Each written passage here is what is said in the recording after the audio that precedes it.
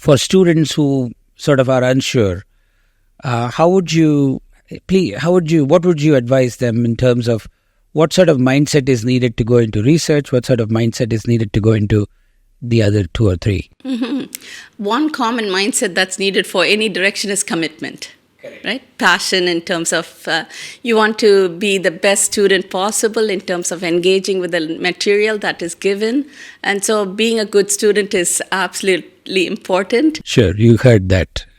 And leveraging those opportunities to see what is out there in terms of stepping out of your comfort zone. And you talked about exchange opportunities. Those are opportunities that can be leveraged and utilized for testing waters. I will also say in looking at resources that are available online, there's free online courses from credible international universities that students can take for free. Yeah. We will have a listing of all of those courses at the end of this podcast for students to know where the starting points are. I think, back to your own research career, you've been an academic and you've also taken on leadership roles in a university administration. What would be, ideas that university leadership globally should be taking on to be able to help students do more with their time, especially on innovation? What are some ideas that that you've sort of brought to the table globally or within the University of Windsor that would help students be more innovative, be more research active? Right. In some sense. Definitely. So University of Windsor has been a leader. We have opportunities for undergraduate students. There is a fantastic program called Outstanding Scholars. And so these are first-year undergraduate students that get to spend time in professor's lab, working alongside their PhD students to learn about techniques and that then can spur their interest, spur their curiosity.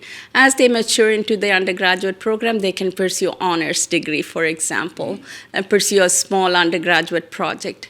And that can provide pathway for graduate work. There's a number of interdisciplinary programs at the University of Windsor.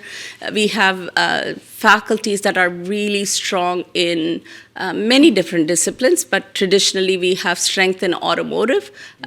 For example, Windsor is known as the automotive capital of Canada. So again, from undergraduate to research associate, it provides that whole span.